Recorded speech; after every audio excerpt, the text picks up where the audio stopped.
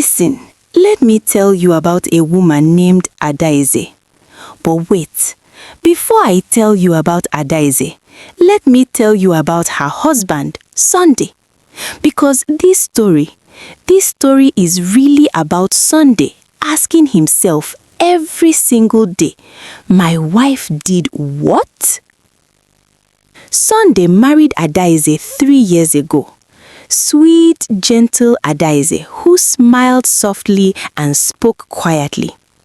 On their wedding day, Sunday's friends slapped his back and congratulated him. You found a good one, they said. Peaceful, calm, she won't give you trouble. Oh, if only they knew what was coming. You see, Adise was peaceful for exactly 6 months. Then something happened that changed everything. Her best friend, Ngozi, came to her house one afternoon crying. Her face was swollen, her wrapper torn at the edge. What happened to you? Adise asked, alarmed. My husband, Ngozi sobbed. He beat me because I bought a new wrapper without asking his permission first. He said I'm wasting his money. He said I'm a useless wife who doesn't know her place. Adise's face hardened. Where is this your husband now? At home. Adise, please. I just came to talk. I just needed someone to... But Adise was already tying her wrapper tighter around her waist. Show me where he is. Adise, no, don't cause trouble. It's between husband and wife. Husband and wife? Adise's voice rose. A husband who beats his wife like she's an animal? That one is not marriage. That one is wickedness. Take me there now. Ngozi had no choice. She led Adise to her compound, crying and begging her to let it go. But Adise was not interested in letting anything go. She found Ngozi's husband, Emeka, sitting under a tree, drinking palm wine with his friends. He looked up when Adise stormed into the compound, surprised. You! Adise pointed at him. You are the one that beat my friend? Emeka laughed, looking at his friends. And who is this one?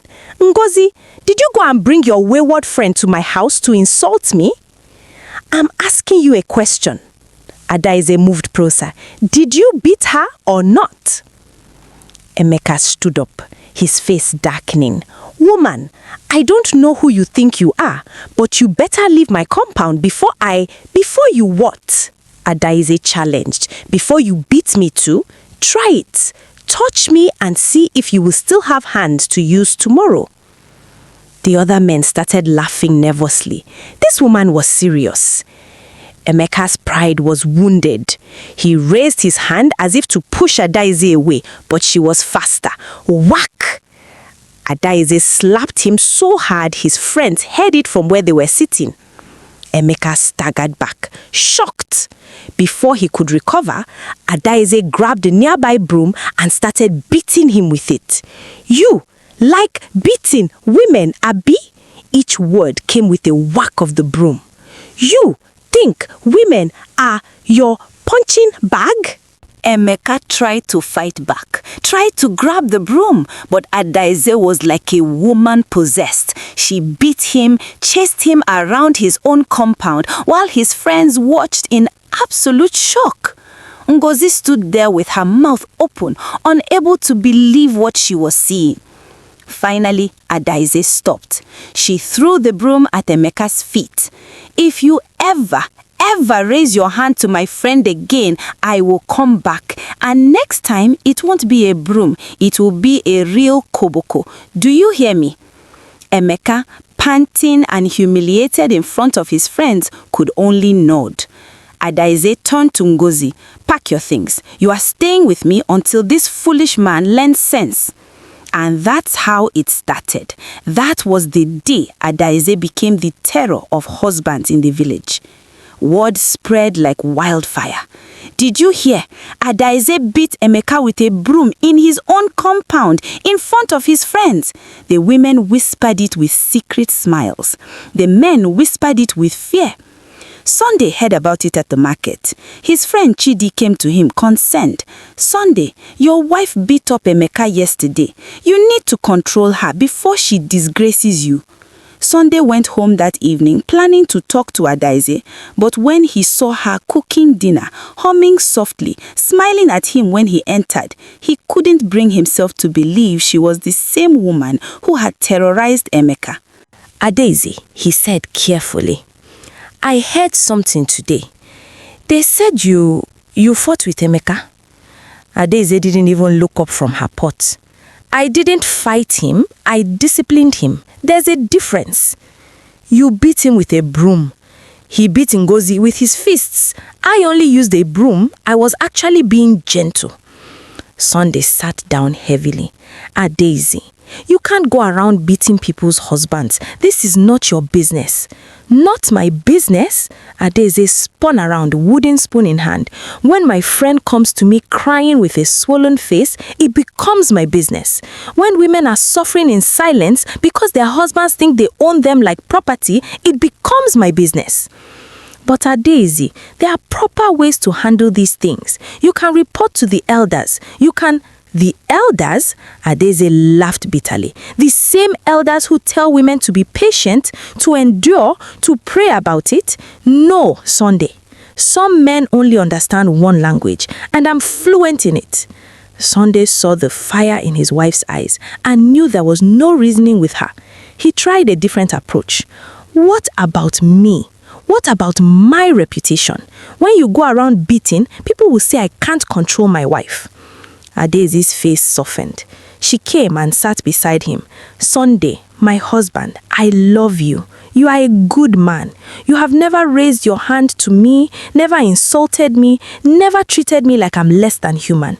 But not every woman is as lucky as I am. Some women are dying slowly in their marriages, and I have the strength to help them. How can I just watch and do nothing? Sunday sighed. He loved his wife. He loved her fire, her passion, her sense of justice.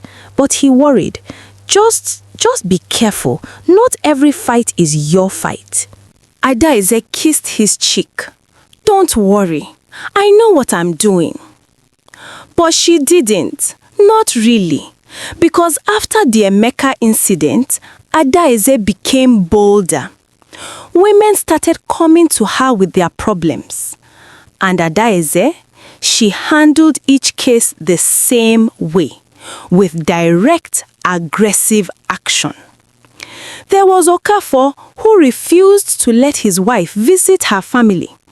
Adise marched to his house, packed the woman's bag herself, and told Okafor, if you have any complaints, you can come and meet me. Okafor, who had heard what happened to Emeka, kept quiet.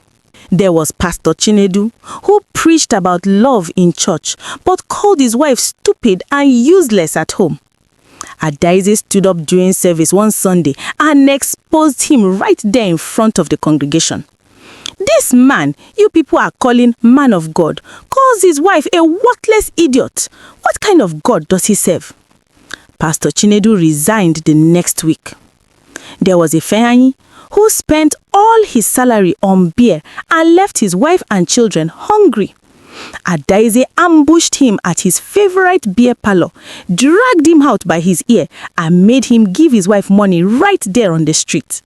The whole neighborhood watched and laughed. One by one, Adise dealt with them. The women loved her. They called her our defender, our protector. They would see her in the market and shower her with blessings. God bless you, Adise. You are fighting for us. But the men feared and hated her. They gathered in groups complaining, this woman is a menace. She is destroying the peace of our community. Someone needs to put her in her place. Sunday heard all of it. Every day his friends would tell him, your wife did this, your wife did that, your wife beat up another husband. He was torn between pride in his wife's courage and embarrassment at her methods. One evening, after Adise had publicly humiliated a man for slapping his wife at the market, Sunday tried again. Adise, please, you are making too many enemies. These men will come together and what? Adise challenged. What will they do? Fight me? Let them try. I'm not afraid of them. That's the problem. Sunday's voice rose. You're not afraid of anything. You don't think before you act. You just hear a woman has a problem and you rush in swinging. What if one day you are wrong? What if you attack a man who is actually innocent? Adise paused. I'm never wrong. I can see wicked men from a distance. I can smell their wickedness. No one is right all the time, Adise. No one. But Adise didn't listen. She continued her crusade. And then came the incident that would change everything. A young woman named Blessing came to Adise crying. She said her husband Ikenna had beaten her because she came home late from the market. She had bruises on her arms, tears in her eyes, and Adise saw red. Take me to him, Adise said, already getting ready for battle. But Adise, Blessing said nervously, he's different from the other men. He's very strong, very stubborn. Maybe we should. I don't care if he's the strongest man in Nigeria, Adise said. He put his hands on you and he's going to answer for it. Let's go.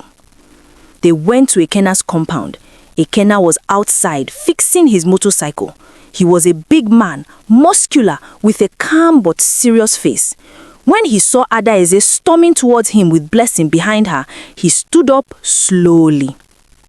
You are Ikenna, Adise demanded. I am, he said calmly. And you are? I am the woman who is going to teach you that you cannot beat your wife and get away with it. Ikenna looked at Blessing, then back at Adise.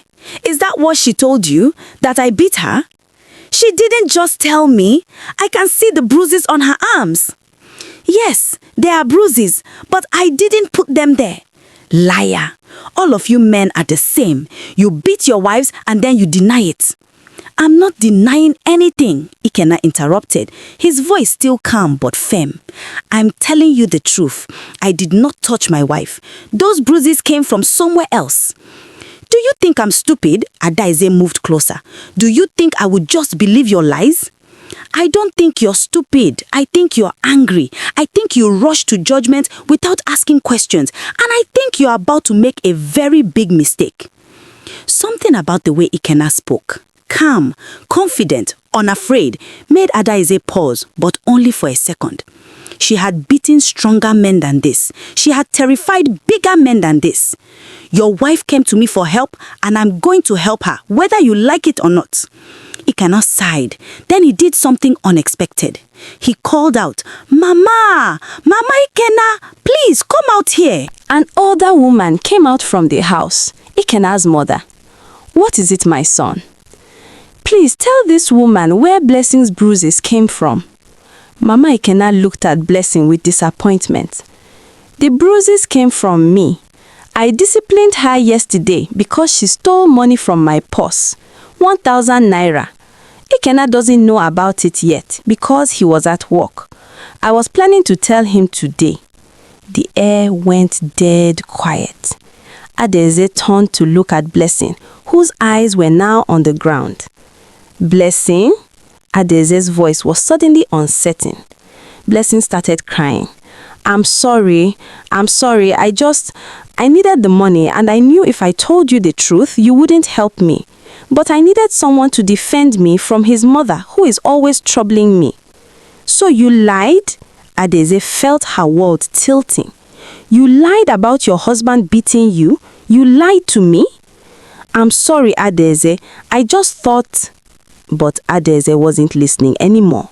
She was looking at Ikenna, who was standing there with his arms crossed, waiting. I apologize, Adise said, the words feeling foreign in her mouth. I was wrong. Yes, you were. But here's the real problem. This isn't the first time you've been wrong. You just haven't known it. How many other men have you attacked based on one-sided stories? How many other wives lied to you like Blessing just did? The others were different. They were telling the truth. How do you know? Ikenna challenged. Did you investigate? Did you talk to both sides? Or did you just hear a woman crying and decide the husband must be guilty? Adise felt something she hadn't felt in a long time. Doubt. Most of them were guilty. I know they were. Most, but not all. And you don't even know which ones, do you? Because you never bothered to find out. You just swung your broom and moved on to the next one. The words hit Adise like physical blows. Because deep down, she knew Ikenna was right.